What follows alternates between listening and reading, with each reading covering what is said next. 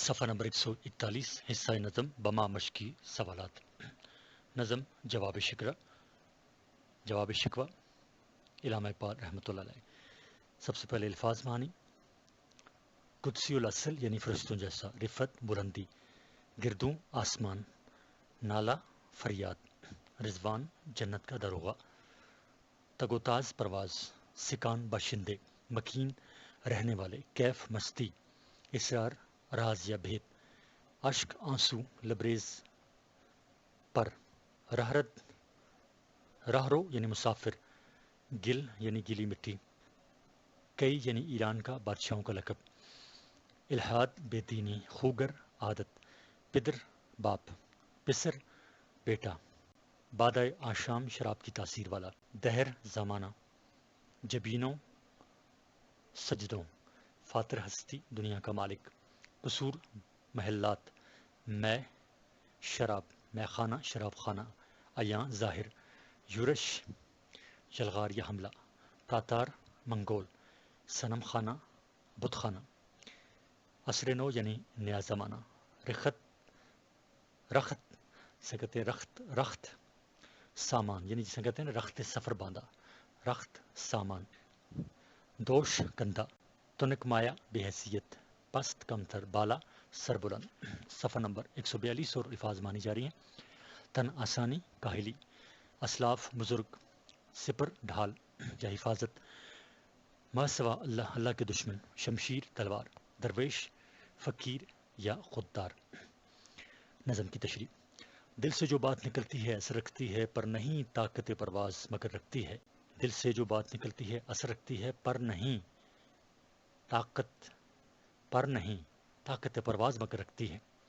قدسی الاصل ہے، رفت پہ نظر رکھتی ہے، خاک سے اٹھتی ہے، گردوں پہ گزرتی ہے۔ عشق تھا فتنہ گرو سرکش و چالاک میرا، آسمان چیر گیا نالائے بے باک میرا۔ تشریح: علامہ محمد اقبال جواب شکوہ کے اس بند میں فرماتے ہیں کہ جو بات دل سے نکلتی ہے اس میں درد اور سوز ہوتا ہے، لوگوں پر اس کا اثر زیادہ ہوتا ہے، اگرچہ باتوں کے پر نہیں ہوتے لیکن پرتاثیر باتوں میں رفتار کی طاقت موجود ہوتی ہے اور وہ اڑ کر دنیا کے گوشے گوشے میں پہنچ جاتی ہیں۔ میں اللہ کا سچا عاشق ہوں، اس لیے میرے عشق میں سرکشی، نافرمانی، بے باکی اور فتنہ و فساد برپا کرنے کی صلاحیت موجود ہے۔ میں نے اللہ تعالیٰ کو مخاطب کرتے ہوئے جو فریاد کی وہ آسمان کو چیر کر آگے نکل گئی۔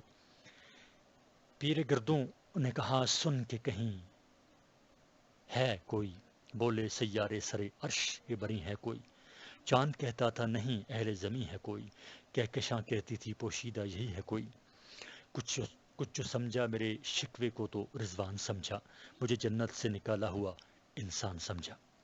تشریح: میری فریاد سن کر بوڑھے آسمان نے کہا کہ یہاں کوئی موجود ہے۔ سیاروں نے خیال ظاہر کیا کہ کوئی عرش کے آس پاس موجود ہے اور فریاد کر رہا ہے۔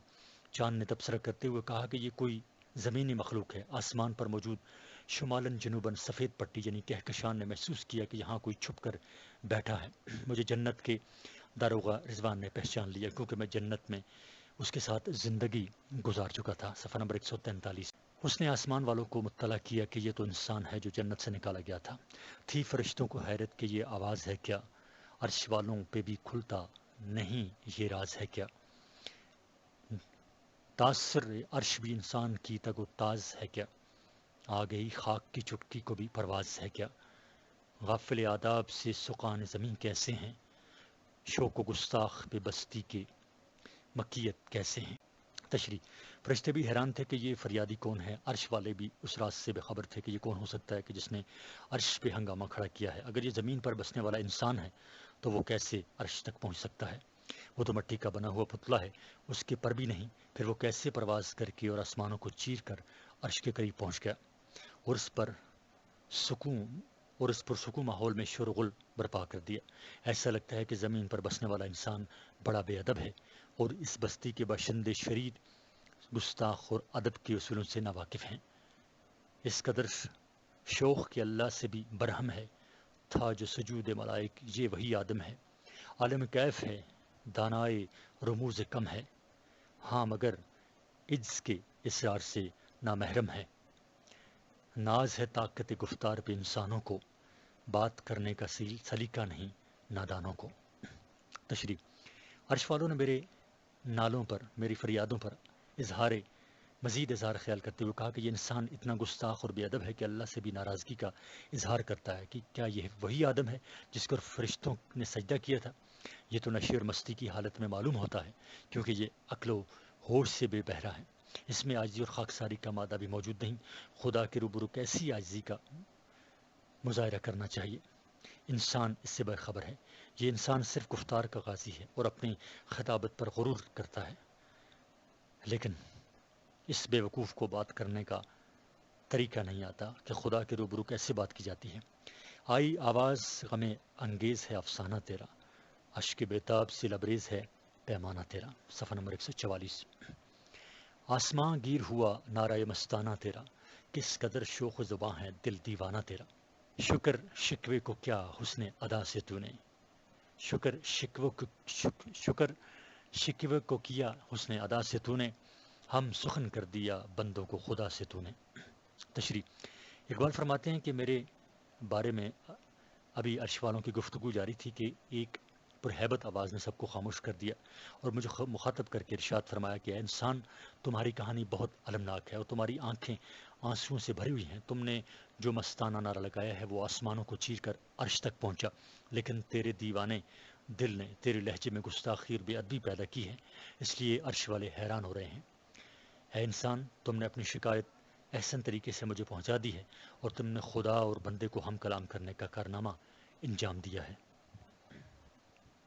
ہم تو مائل بکرم ہیں، کوئی سائل ہی نہیں، راہ دکھلائیں کسی راہ رو منزل ہی نہیں، راہ دکھلائیں کسے راہ رو منزل ہی نہیں، تربیت عام تو ہے جو ہر قابل ہی نہیں، جس سے تعمیر ہو آدم کی یہ وہ گل ہی نہیں، جس سے تعمیر ہو آدم کی یہ وہ گل ہی نہیں، کوئی قابل ہو تو ہم شانے کئی دیتے ہیں، ڈھونڈنے والوں کو دنیا بھی نئی دیتے ہیں۔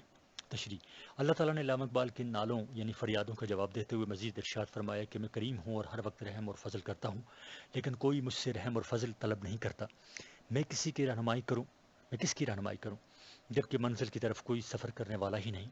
عام لوگوں کی تربیت کی گئی ہے، سب کو پتہ ہے کہ ہماری ذمہ داری کیا ہے، لیکن کوئی باصلاحیت فرد ہی موجود نہیں۔ یہ وہ مٹی نہیں جس سے آدم میں آدمیت پیدا ہو جائے۔ ہم قابل اور باصلاحیت افراد کو ایران کے بادشاہوں جتنی عزت اور مرتبہ عطا کرتے ہیں، اور جو لوگ نئی دنیا تلاش کرنے میں دلچسپی رکھتے ہیں ہم ان کو نئی دنیا بھی عطا کرتے ہیں، جس طرح ہم نے کولمبس کو امریکہ عطا کیا۔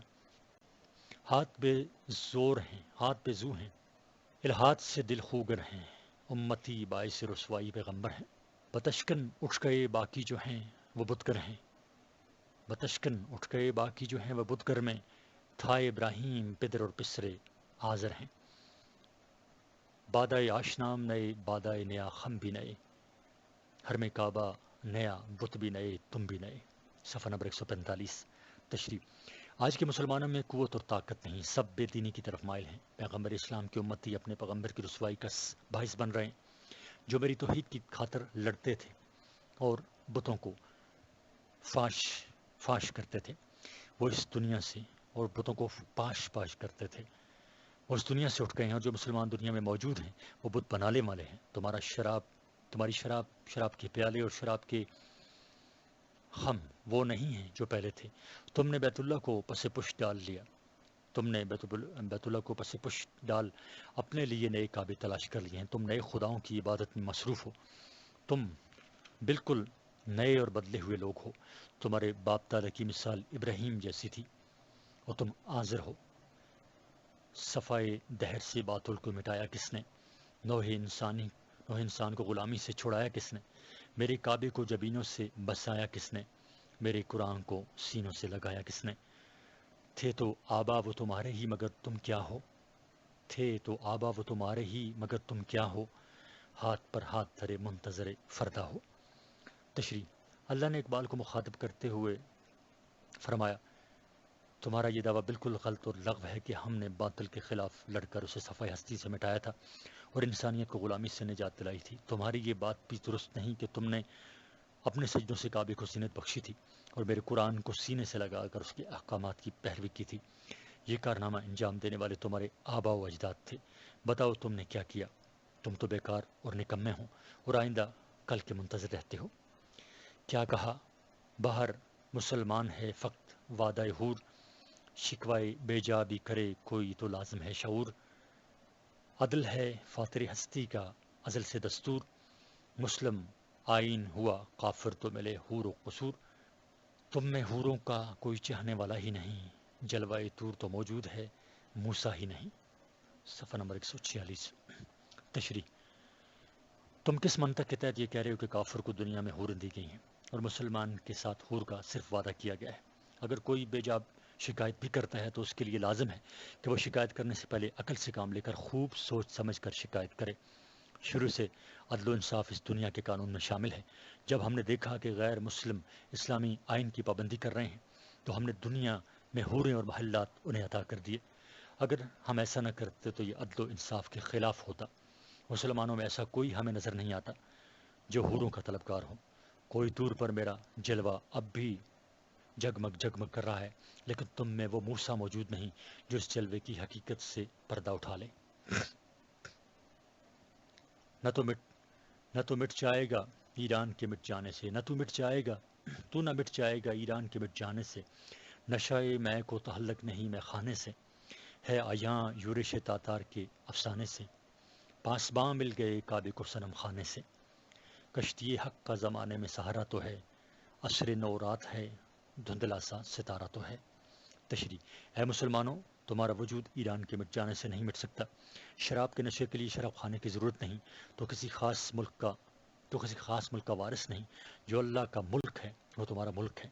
پر یہ بات ظالم اور دشمن تاتاریوں کی کہانی سے واضح ہو گئی ہے کہ بتوں کے پوجنے والے کعبے کے نگہبان بن گئے۔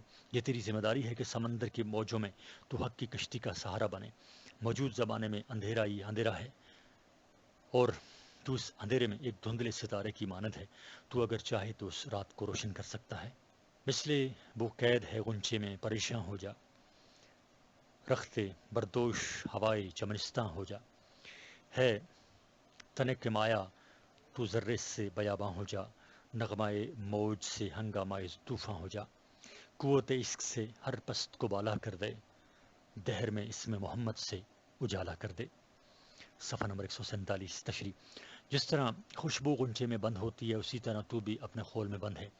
اس خول سے نکل کر منتشر ہو جا اور سامان سفر اپنے کاندھے پر ڈال کر چمن کی ہوا کی طرف ہر طرف چھا جا۔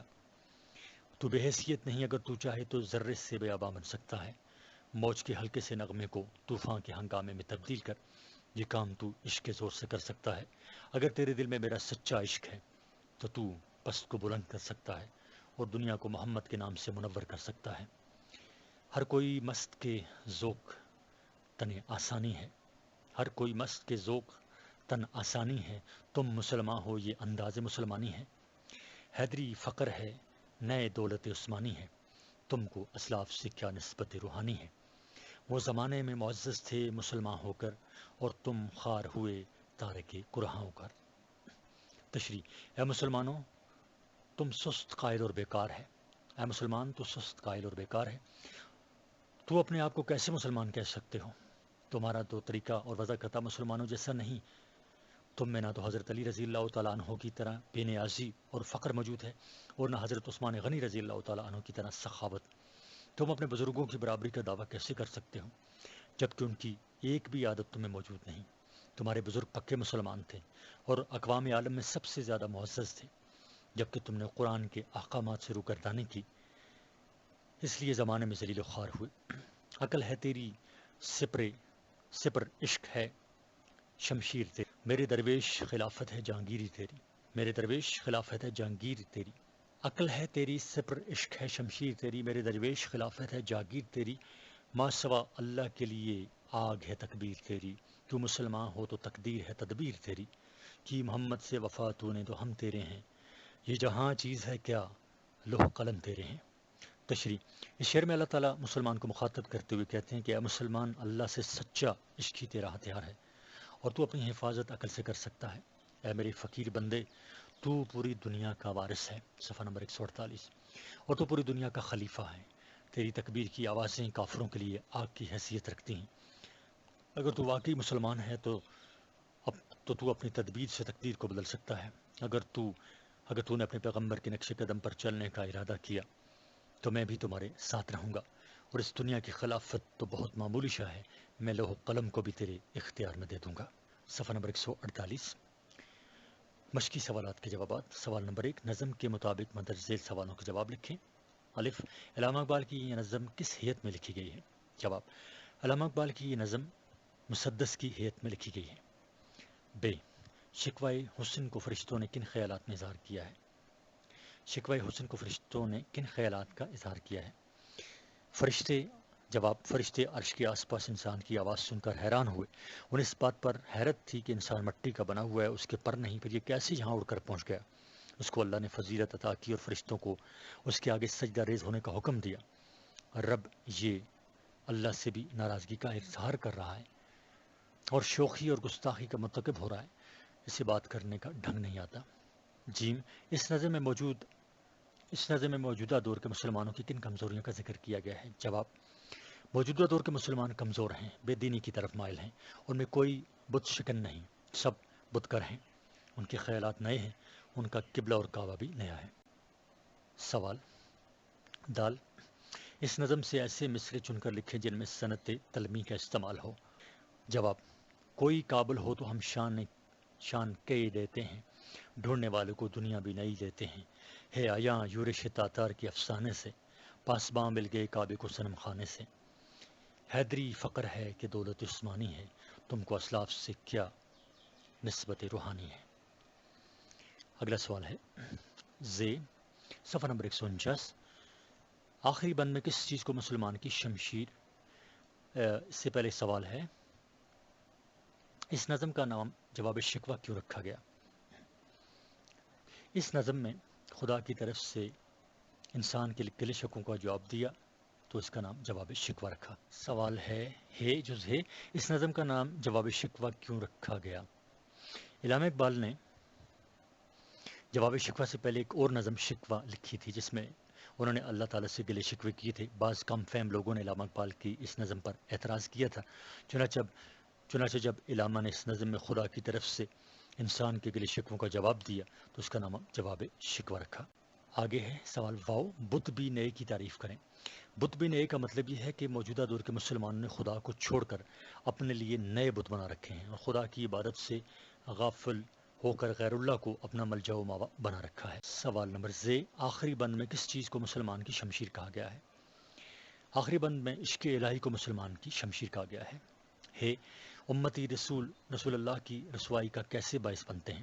جواب، مسلمان کمزور اور قوت عمل سے عاری ہیں، بے دینی کی طرف مائل ہیں، اسلام کے احکامات سے روگردانی کر رہے ہیں، خدا کو چھوڑ کر غیر اللہ کے بندے بن گئے ہیں، اسی وجہ سے وہ اپنے پیغمبر کی رسوائی کا سبب بن رہے ہیں۔ تو نبی کریم صلی اللہ علیہ وسلم سے محبت کرنے کا کیا انعام ہے؟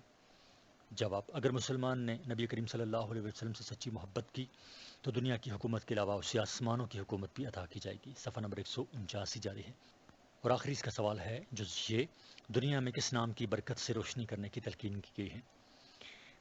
جواب، اللہ تعالیٰ نے مسلمانوں کو ہدایت کی ہے کہ صرف اور صرف محمد صلی اللہ علیہ وسلم کے نام سے دنیا کو منور کیا جا سکتا ہے۔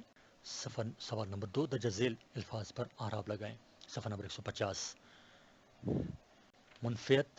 منفیت یعنی منافع، اس کے میم کے اوپر پیش نون، پھر فے کے نیچے زیر، پھر عین کے اوپر زبر اور پھر تے یعنی منفیت، پھر ہے مصلحت، میم کے اوپر پیش سواد، پھر لام کے نیچے زیر، پھر ہے کے اوپر زبر اور پھر تے یعنی مصلحت، پھر ہے رمضان، رے کے اوپر زبر، میم کے اوپر زبر، زواد کے اوپر زبر اور پھر آگے نون، پھر بن جائے گا لفظ رمضان۔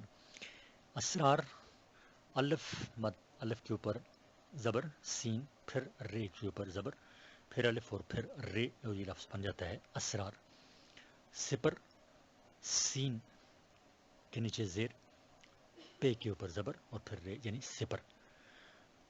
سوال نمبر 3، وہ زمانے میں معزز تھے مسلمان ہو کر اور تم خوار ہوئے تارک قرآن ہو کر۔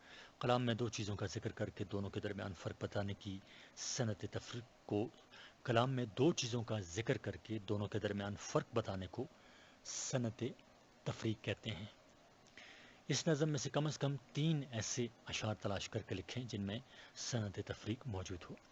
جواب: مثل وہ قید ہے غنچے میں پریشاں ہو جا، رفت بردوش ہوائی چمنستاں ہو جا، تھے تو آبا وہ تمہارے ہی مگر تم کیا ہو، ہاتھ پر ہاتھ دھرے منتظر فردا ہو، بت شکن اٹھ گئے باقی جو رہیں بت کر ہیں، بت شکن اٹھ گئے باقی جو رہیں بت کر ہیں، تھا ابراہیم پدر اور پسر آزر ہیں۔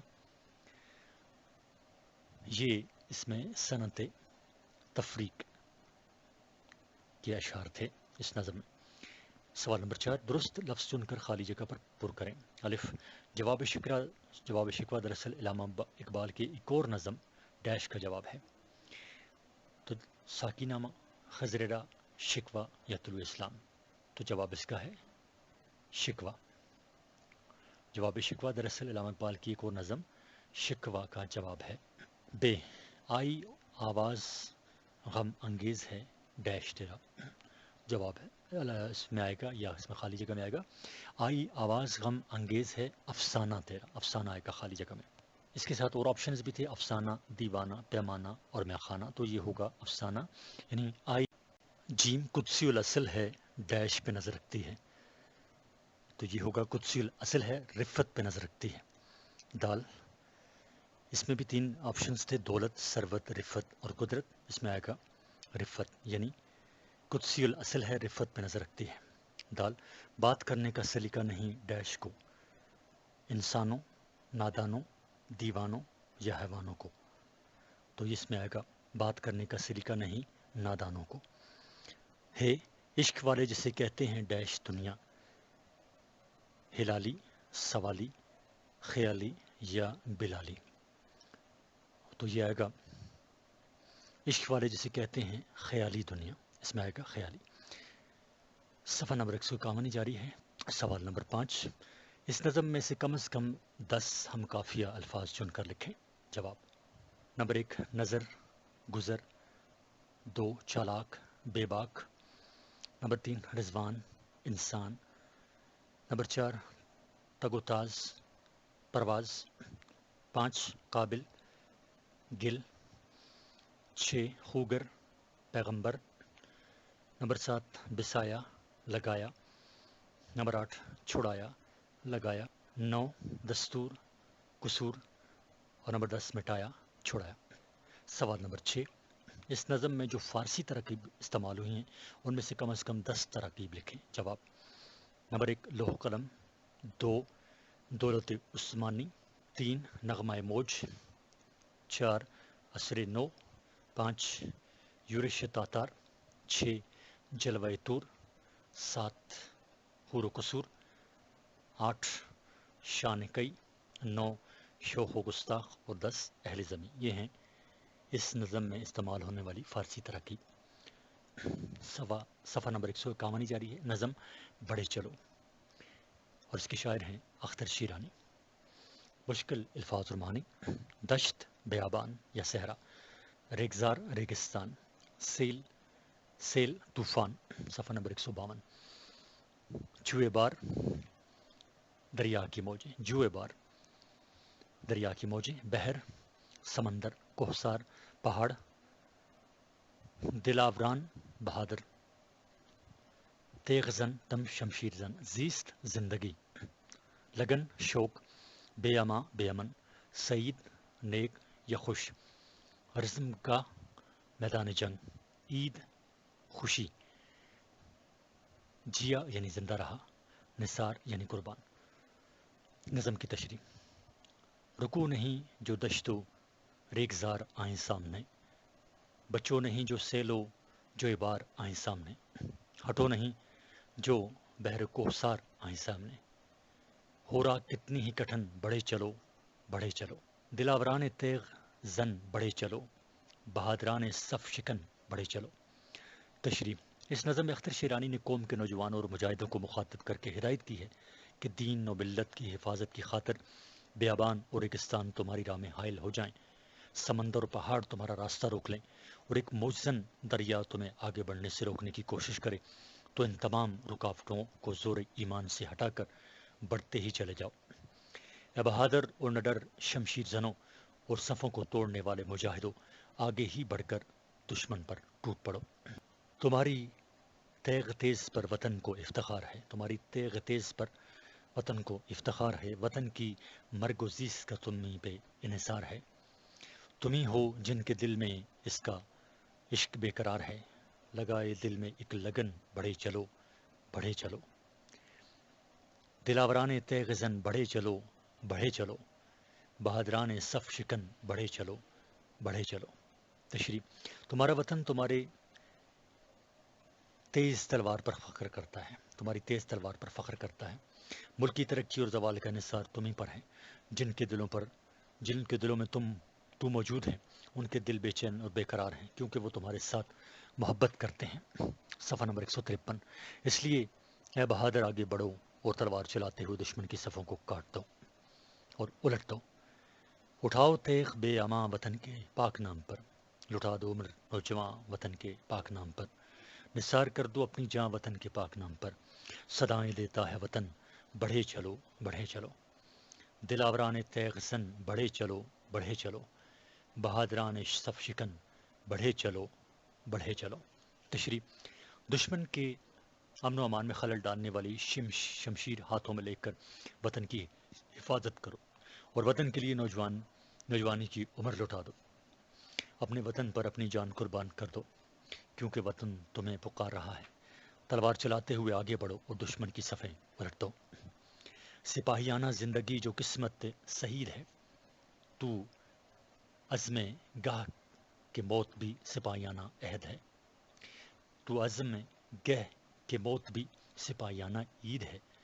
جیا تو فخر قوم ہے، مرا تو وہ شہید ہے، سروں سے باندھ کر کفن بڑھے چلو، دلاوران تیغ زن بڑھے چلو بڑھے چلو، بہادران صف شکن بڑھے چلو بڑھے چلو۔ تشریح: مجاہد خوش قسمت ہوتا ہے جس دن وہ میدان جنگ میں شہید ہو جاتا ہے، وہ دن اس کی عید سے کم نہیں ہوتا۔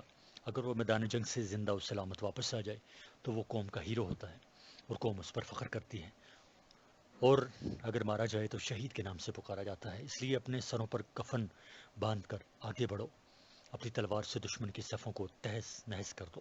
مشقی سوالات کے جوابات، صفحہ نمبر 153 جاری ہے۔ سوال نمبر 1، نظم کے مطابق درج ذیل سوالوں کے جواب دیں۔ الف، وطن کے نام پر کن چیزوں کو قربان کرنے کی تلقین کی گئی ہے؟ جواب، وطن کے نام پر شاعر نے نوجوانی کی عمر اور اپنی جان قربان کرنے کی تلقین کی ہے۔ سوال نمبر 2، اس نظم کا مرکزی خیال تحریر کریں۔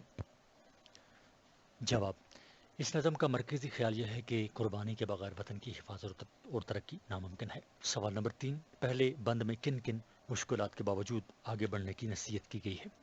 جواب، شاعر کہتا ہے کہ دشت و ریگستان، طوفانی دریا، سمندر اور پہاڑ بھی وطن کی حفاظت کرتے ہوئے راستے میں رکاوٹ بن جائیں تو ان کو بھی اپنے زور ایمانی سے پار کر کے آگے بڑھو۔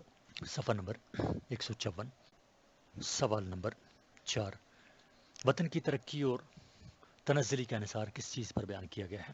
جواب، شاعر کہتا ہے کہ وطن کی ترقی اور تنزلی کا انحصار مجاہدوں اور نوجوانوں کی قربانی کے جذبے پر ہے۔ سوال نمبر 5، سروں پر کفن باندھنے سے کیا مراد ہے؟ جواب، سروں پر کفن باندھنے سے مراد یہ ہے کہ مجاہد ہر وقت جان قربان کرنے کے لیے تیار ہو۔ سوال نمبر 2، مندرجہ ذیل مرکبات کا مفہوم واضح کریں۔ سیل و جوئے بار، مرگ و زیست، تیغ بے اما، قسمت سعید، فخر قوم، تیغ زن، رزم گاہ اور صف شکن۔ ان مرکبات کا معنی دیکھتے ہیں۔ سیل و جوئے بار کا مطلب ہے طوفان اور موجزن دریا۔ مرگ و زیست یعنی موت اور زندگی۔ تیغ بے اما، وہ تلوار جو دشمن کے امن کو تہہ و بالا کر دے۔ قسمت سعید، خوش قسمتی۔ فخر قوم، قوم کے ہیرو مراد غازی مجاہد۔ تیغ زن یعنی لڑنے والے مجاہد۔ رزم گاہ یعنی میدان جنگ۔ صفحہ نمبر 155۔ صف شکن، دشمن کے لشکر کو تتر بتر کرنے والا مجاہد۔ سوال نمبر 3، درج ذیل الفاظ پر اعراب لگا کر تلفظ واضح کریں۔ صف شکن، سواد کے اوپر زبر، پھر فے، پھر شکن میں شین کے نیچے زیر، پھر کاف کے اوپر زبر اور پھر نون، یہ بن جائے گا صف شکن۔ اگلا لفظ ہے کفن۔ کاف کے اوپر زبر، فے کے اوپر زبر، اور پھر ہوگا نون یعنی کفن. رزم، اگلا لفظ ہے رزم. رے کے اوپر زبر، زے کے اوپر زبر اور پھر میم یعنی رزم. دشت، دال کے اوپر زبر، شین اور پھر تے یعنی دشت. بحر یعنی بے کے اوپر زبر، ہے کے اوپر زبر اور رے یعنی بحر. دلاور یعنی دال کے نیچے زیر، لام کے اوپر زبر، واو کے اوپر زبر اور پھر رے یعنی دلاور. افتخار، الف کے نیچے زیر، تے کے نیچے زیر، خے کے اوپر زبر اور پھر رے یعنی افتخار. بہادر یعنی بے کے اوپر زبر، ہے کے اوپر زبر، پھر دال کے اوپر زبر اور پھر رے یعنی بہادر. سوال نمبر 4، نظم کے مطابق درست جملوں کے سامنے ٹک یعنی صحیح کا اور غلط کے سامنے کراس یعنی غلط کا نشان لگائیں. الف، گل و گلزار بھی راستے میں آئیں تو بڑھے چلو. غلط، یہ غلط ہے. بے، دلوں میں ایک جذبہ پیدا کر کے آگے بڑھنا چاہیے. صحیح، اس کے آگے ٹک آئے گا. جیم، بہادر لوگوں کو مزدوروں کا حوصلہ بڑھانا چاہیے. غلط. دال، وطن کے پاک نام پر اپنی جان بھی قربان کر دینی چاہیے. صحیح ہے، میدان جنگ کی موت بھی صفائی کے لیے خوشی کا باعث ہوتی ہے. صحیح. واو، وطن پکار رہا ہے کہ آگے بڑھو. صحیح. زے، امیر لوگوں کو غریبوں کی مدد کرنی چاہیے. صحیح. صفحہ نمبر 155 ہی جاری ہے. مناظر سحر، مشکل الفاظ کے معنی. روح، فضا، روح خوش کرنے والی. جلوہ یعنی نور یا روشنی. رخسار، چہرہ. دل زار یعنی حسین دلکش. فردوس، جنت. عرق یعنی شبنم کا قطرہ. صفحہ نمبر 156 الفاظ معنی جاری ہیں. تر یعنی بھیگا ہوا. تور، مراد کوہ تور پہاڑ. لرزش یعنی کپکپاہٹ، کانپنا. تبسم، مسکراہٹ. فدا، قربان. گردوں یعنی آسماں. تلاتم، طوفان. گیسو، بال یا زلفیں. چٹکنا یعنی کھلنا. بدہم یعنی دھندلا. خنکی یعنی ٹھنڈک. بیاباں، صحرا. مصفہ یعنی پاک و صاف. انبار یعنی ڈھیر. انوار خدا یعنی خدا کا نور. فطرت، طبیعت. افق یعنی آسمان کے کنارے. زرین یعنی سنہرا. لبریز یعنی بھرپور. نغمہ داؤد علیہ السلام کی سردی آواز. پیرہن یوسف یعنی یوسف علیہ السلام کی قمیض. برگ گل یعنی پھول کی پتی. رزام یعنی بت. زینت، حسن. زاہد، نیک آدمی. برہمن یعنی حسن اور برہمن ایک ذات کا نام ہے ہندوؤں میں. زاہد، نیک آدمی. برہمن ہندوؤں کا ایک پیشوا ہوتا ہے، برہمنوں کی ذات ہے، ہندوؤں کی ذات ہے. صباحت، خوبصورت چہرے والا. ناقوس، گھنٹی. ہنگام، وقت. سرشار، مست. آہوں یعنی فریاد. خودی، خودداری. آقا، مالک. صفحہ نمبر 157 اشعار کی تشریح. بند نمبر 1، کیا روح، فضا، جلوہ رخسار سحر ہے. کشمیر دل زار ہے. کشمیر دل زار ہے. فردوس قلم ہے. ہر پھول کا چہرہ ارک حسن سے تر ہے. ہر چیز میں ایک بات ہے، ہر شے میں اثر ہے. ہر سمت بھڑکتا ہے رخ حور کا شعلہ. ہر ذرہ ناچیز میں ہے طور کا شعلہ. تشریح. جوش مری آبادی مناظر سحر کی خوبصورتی اور دلکشی بیان کرتے ہوئے اپنی نظم کے اس بند میں کہتے ہیں کہ صبح کے آثار نمودار ہوئے تو صبح کے چہرے سے پردہ اٹھ گیا اور اس کا نور اور رنگینیاں ہر طرف پھیل گئیں، جن سے لوگوں کی روحیں تازہ ہو گئیں. ہر منظر کشمیر کی حسین وادی کی طرح دلکش نظر آ رہا ہے. ہر منظر کشمیر کی حسین وادی کی طرح دلکش نظر آ رہا ہے اور اس پر جنت کا گماں ہوتا ہے. پھولوں پر شبنم کے قطروں نے اس کے حسن کو چار چاند لگا دیے ہیں. ہر چیز کا اصل چہرہ بالکل نمایاں ہو گیا ہے اور ہر شے دل کو لبھانے اور متاثر کرنے والی ہے. جدھر دیکھیے ہر منظر جنت کی حور کی طرح حسین دکھائی دے رہا ہے اور خاک کا معمولی ذرہ بھی کوئی طور کے نور سے مزین ہے. بند نمبر 2، لرزش وہ ستاروں کی، وہ ذروں کا تبسم، چشموں کا وہ بہنا کہ خواج. گردوں پہ سفیدی و سیاہی و تصادم، طوفان وہ جلووں کا، وہ نغموں کا تلاتم. ڈرتے ہوئے گیسو وہ نسیم سحری کے. ڈرتے ہوئے گیسو و نسیم سحری کے، شانوں پہ پریشاں ہیں یا بال پری کے۔ تشریح: صبح کے آثار واضح ہونا شروع ہو گئے ہیں، ستارے ٹمٹما کر غائب ہو رہے ہیں، فضا میں اڑتے ہوئے ذرے نمایاں ہو کر مسکرا رہے ہیں، چشموں کے پانی کے بہنے کی آواز سنائی دے رہی ہے جو بہت سریلی لگ رہی ہے، آسمان پر اندھیرے اور اجالے میں ایک جنگ جاری ہے، روشنی اندھیرے کو ختم کرنے کے لیے زور لگا رہی ہے، ہر طرف خوبصورت جلوے بکھرتے ہوئے نظر آ رہے ہیں، ہر آواز پر میٹھے نغمے کا گمان ہو رہا ہے۔ صفحہ نمبر 158۔ صبح کی تازہ زلفیں ادھر ادھر اڑ رہی ہیں، ایسا لگتا ہے جیسے پرستان کی کسی پری کے شانوں پر اس کے لمبے بال بکھرے پڑے ہیں۔ بند نمبر 3۔ وہ پھیلنا خوشبو کا، وہ کلیوں کا چٹکنا، وہ چاندنی مدھم، وہ سمندر کا جھلکنا، وہ چھاؤں میں تاروں کی گلے تر کا مہکنا، وہ جھومنا سبزہ کا، وہ کھیتوں کا لہکنا، شاخوں سے ملی جاتی ہیں شاخیں، وہ اثر ہے، کہتی ہے نسیم سحری عید سحر ہے۔ تشریح: ہر طرف پھولوں کی خوشبو پھیلی ہوئی ہے، کلیاں کھل رہی ہیں، چاند کی روشنی مدھم پڑ گئی ہے، سمندر نے اپنی جھلک دکھا دی ہے، ستاروں کی موجودگی میں تر و تازہ پھولوں کی خوشبو ہر طرف بسی ہوئی ہے، چمن میں سبزہ جھوم رہا ہے اور کھیت لہلہا رہے ہیں، درختوں کی شاخیں آپس میں گلے مل رہی ہیں، باد صبا پکار پکار کر کہہ رہی ہے کہ صبح کی عید کا آغاز ہو چکا ہے۔ بند نمبر 4۔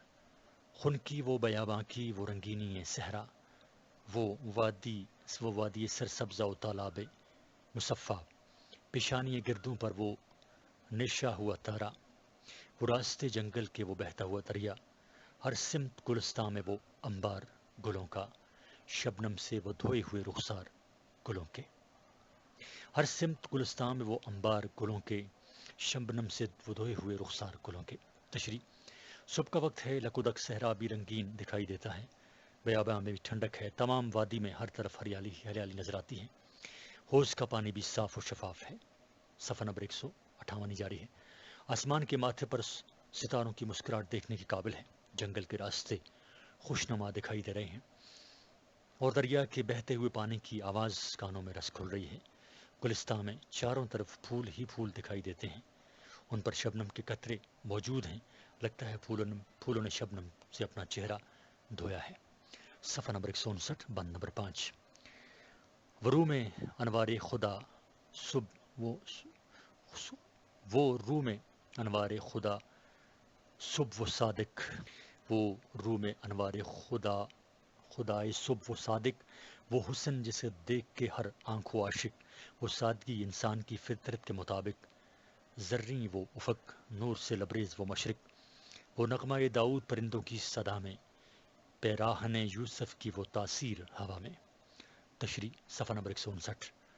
صبح صادق کا وقت ہے، ہر ذی روح شے اللہ تعالیٰ کے نور سے منور ہے، ہر طرف حسن اور رنگینی ہے، جو بھی اسے دیکھتا ہے اس کا عاشق بن جاتا ہے، انسانی فطرت کے مطابق صبح کا ہر منظر سادہ اور قدرتی ہے، آسمان کے کنارے سرخ ہو گئے ہیں اور مشرق کی طرف نور ہی نور نظر آ رہا ہے، پرندوں کی چہچہاہٹ میں لہن داؤد کی تاثیر پائی جاتی ہے اور باد صبا میں یوسف علیہ السلام کی قمیض کی خوشبو بسی ہوئی ہے۔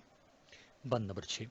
وہ برگ گل تازہ، وہ شبنم کی لطافت، ایک حسن سے وہ خندہ سامہ حقیقت، وہ جلوہ اسلام، وہ بت خانہ کی زینت، زاہد کا وہ منظر، وہ برہمن کی صباحت، ناقوس کے سینے سے صدائیں وہ افغان کی، وہ حمد میں ڈوبی ہوئی آواز اذان کی۔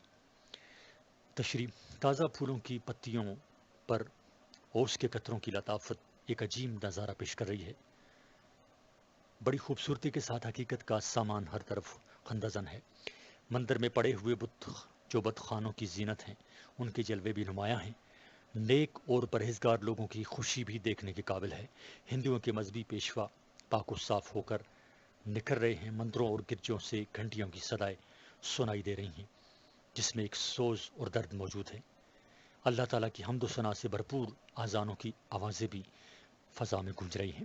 بند نمبر 7۔ آقا سے غلاموں کا یہ ہے قرب کا ہنگام، دل ہوتے ہیں سرشار فنا ہوتے ہیں آلام۔ صفحہ نمبر 160۔ چھا جاتی ہے رحمت تو برس پڑتے ہیں انعام، اس وقت کسی طرح مناسب نہیں آرام، رونے میں جو لذت ہے تو آہوں میں مزہ ہے، اے روح خودی چھوڑ کے نزدیک خدا ہے۔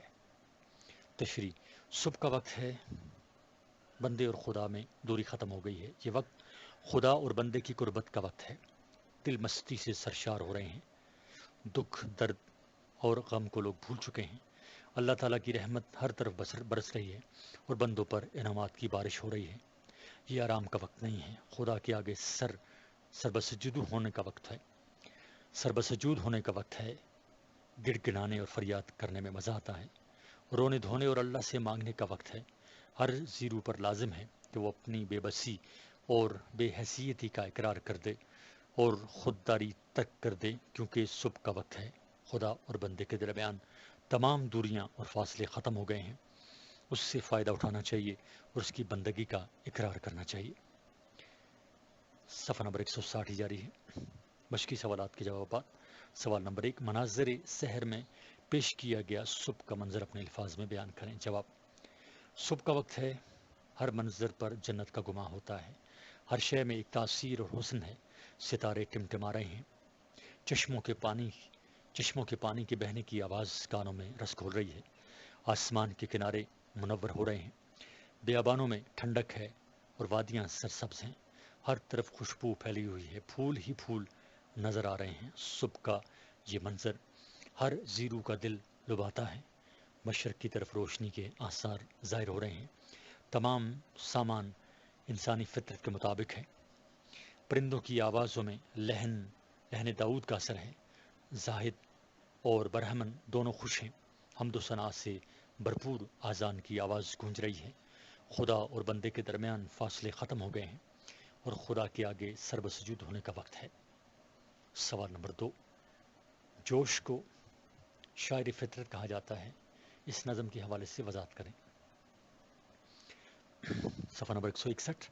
جواب: اردو ادب میں جوش ملی آبادی کو فطرت کا شاعر کہا جاتا ہے، اس کی وجہ یہ ہے کہ ان کے اشعار میں جگہ جگہ قدرتی مناظر کا ذکر بہت زیادہ موجود ہے، جوش میں سادگی بہت ہے، وہ اصلی اور قدرتی اشیاء سے لگاؤ رکھتے ہیں، انہیں وہ چیزیں بہت پسند ہیں جنہیں کسی نے چھیڑا نہ ہو۔ نظم مناظر سحر ان کی ایک مثال ہے، پوری نظم مناظر سحر اس کی ایک مثال ہے، پوری نظم کا اگر گہرا مطالعہ کیا جائے تو معلوم ہوگا کہ جوش نے اس نظم میں ان اشیاء اور مناظر کا ذکر کیا ہے جن میں کوئی ملاوٹ نہیں، جو ازل سے ابد تک اصلی حالت میں موجود ہیں اور رہیں گی، مثلا آسمان، افق، ستارے، پھول، سبزہ، نسیم سحر، چاندنی، چشموں کا بہنا، ذروں کی چمک، بیاباں کی ٹھنڈک، صبح صادق، پرندوں کی صدا وغیرہ ایسی باتیں ہیں جس میں انسان تغیر اور تبدل نہیں کر سکتا۔ سوال نمبر 3، صفحہ نمبر 161 جاری ہے۔ نظم کا خلاصہ اپنے الفاظ میں تحریر کریں۔ جواب: نظم مناظر سحر کا خلاصہ۔ جوش کو شاعر فطرت کہا جاتا ہے، انہوں نے اپنی شاعری میں قدرتی مناظر اور اشیاء کا ذکر بہت زیادہ کیا ہے، اس نظم میں بھی جوش نے فطری مناظر اور اشیاء کا ذکر بڑی خوبصورتی سے کیا ہے۔ کہتے ہیں، صبح کے رخسار کا جلوہ دلوں کو لبھاتا ہے اور ہر منظر پر جنت کا گماں ہوتا ہے، پھولوں کی پتیوں پر شبنم کے قطرے موتیوں کی طرح چمک رہے ہیں، ہر شے میں حسن و تازگی ہے، ہر طرف حور کا حسن اور طور کے جلوے عیاں ہیں، ستارے ٹمٹما رہے ہیں، ذروں میں چمک ہے، چشموں کے پانی کے بہنے سے سریلی آواز پیدا ہو رہی ہے، آسمان کے کنارے منور ہو رہے ہیں، کلیاں چٹک رہی ہیں، کھیت لہلہا رہے ہیں، بیاباں کی ہوا میں ٹھنڈک ہے، ہر طرف پھول ہی پھول نظر آ رہے ہیں اور ان کی خوشبو پھیل گئی ہے، اللہ تعالیٰ کے نور نے ہر چیز کا احاطہ کیا ہوا ہے، ہر منظر بہت سادہ اور فطری ہے، پرندوں کی چہچہاٹ میں حضرت داؤد علیہ السلام کی سریلی آواز کا سا اثر ہے، ہر مذہب کا ماننے والا اپنے طریقے کے مطابق خدا کی کبریائی کا اظہار کر رہا ہے، مسجدوں سے اذانوں کی آوازیں آ رہی ہیں، مندروں اور گرجوں میں گھنٹیاں بج رہی ہیں، خدا اور بندے کے درمیان فاصلے ختم ہو گئے ہیں، خدا بندے کے قریب آ گیا ہے، ہر بندے پر لازم ہے کہ وہ خدا کے آگے جھک جائے اور گڑ گڑا کر اپنی بندگی اور بے بسی کا اظہار کرے۔ سوال نمبر 4، بند نمبر 3 میں کوئی کن اشیاء کو عید سحر سے تعبیر کیا گیا ہے؟ صفحہ نمبر 162۔ جواب، بند نمبر 3 میں شاعر نے پھولوں کی خوشبو کے پھیلنے، کلیوں کے چٹکنے، گل کے مہکنے، سبزے کے جھومنے، کھیتوں کے لہلہانے اور شاخوں کے گلے ملنے کو عید سحر سے تعبیر کیا ہے۔ سوال نمبر 5 صفحہ نمبر 162۔ بند نمبر 5 میں انوار خدا سے کیا مراد ہے؟ جواب، بند نمبر 5 میں انوار خدا سے شاعر کی مراد صبح صادق کا وقت، افق کی سفیدی، مشرق کا نور، پرندوں کی صدا میں نغمہ داؤد اور فضا میں یوسف کی قمیص کی خوشبو ہے۔ سوال نمبر 6، سنت تلمی سے کیا مراد ہے؟ کلام میں کسی قرآنی آیت، حدیث شریف، کسی مشہور تاریخی واقعہ یا علمی اصطلاح کو بیان کرنا ہے۔ آپ اس نظم میں 2 تلمیحات کی نشاندہی کریں اور وضاحت بھی کریں۔ یعنی سنت تلمی کسی قرآنی آیت، حدیث شریف، کسی مشہور تاریخی واقعہ یا علمی اصطلاح کو بیان کرنے کو کہتے ہیں۔ آپ اس نظم میں 2 تلمیحات کی نشاندہی کریں اور وضاحت بھی پیش کریں۔ جواب، نظم مناظر سحر میں جوش ملی آبادی نے 2 تلمیحات کا استعمال کیا ہے۔ ان میں سے ایک نغمہ داؤد اور دوسرا پیراہن یوسف ہے۔ نغمہ داؤد سے مراد داؤد علیہ السلام کی وہ مترنم اور پرتاثیر آواز ہے جس میں وہ زبور پڑھا کرتے تھے، جس کو سننے کے لیے انسانوں کے علاوہ جانور اور پرندے بھی جمع ہو جاتے تھے۔ جبکہ پیراہن یوسف یعنی ان کے لباس سے مراد یوسف علیہ السلام کی وہ قمیص ہے جو یوسف علیہ السلام نے مصر سے اپنے باپ حضرت یعقوب علیہ السلام کے لیے کنعان بھیجی تھی۔ اس قمیص کی خوشبو سے یعقوب علیہ السلام نے بے ساختہ کہا تھا کہ یہ میرے بیٹے یوسف کی قمیص ہے، اور جسے آنکھوں سے لگا کر یعقوب علیہ السلام کی اندھی آنکھوں میں بینائی واپس آ گئی تھی۔ سوال نمبر 7، وہ الفاظ جو فعل کی کیفیت یا حالت میں تھوڑی سی کمی بیشی کرتے ہیں تمیزی الفاظ کہلاتے ہیں۔ چند تمیزی یا متعلق فعل الفاظ یہ ہیں: کبھی، کبھی کبھی، کبھی نہیں، کبھی نہ کبھی، ہمیشہ، اکثر، عموماً، آئے دن، روز روز، یکا یک، اچانک، جلد اور جلدی وغیرہ۔ درجہ بالا تمیزی الفاظ سے جملے بنائیں۔ صفحہ نمبر 163۔ کبھی، جملہ اس کا ہوگا اسلم بھی کبھی میرا دوست تھا۔ آگے کبھی کبھی، انسان کبھی کبھی زندگی سے اکتا جاتا ہے۔ کبھی نہیں، وہ ہمارے گھر کبھی نہیں آئے گا۔ اگلا لفظ ہے کبھی نہ کبھی، کبھی نہ کبھی تو اس سے ملاقات ضرور ہوگی۔ اگلا لفظ ہے ہمیشہ، میں ہمیشہ اسے یاد کرتا ہوں۔ اکثر، اس سے میری ملاقات اکثر ہوتی رہتی ہے۔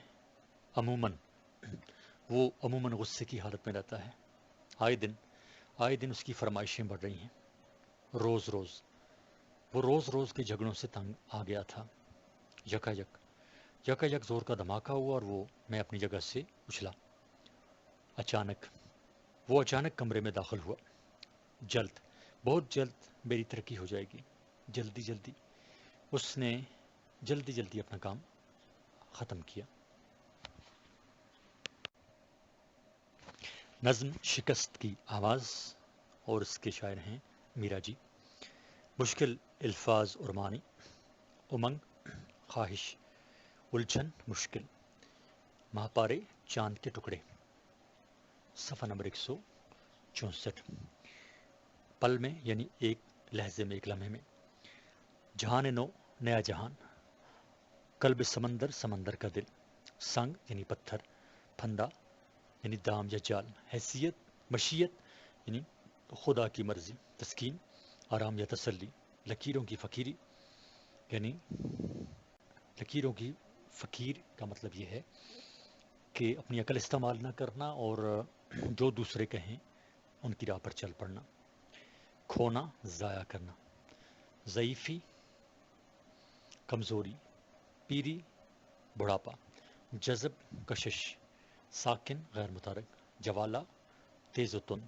تمدن، معاشرت۔ نظم کی تشریح، صفحہ نمبر 164۔ امنگوں نے میرے دل کو عجب الجھن میں ڈالا ہے، سمجھتا ہے جو بھی کام ہے وہ کرنے والا ہے۔ تشریح، میرے دل میں لاتعداد خواہشیں پیدا ہوتی رہتی ہیں اور میرا دل مجھے کہتا ہے کہ جو بھی کام کرنے کا ہو اسے جلد از جلد انجام تک پہنچایا جائے۔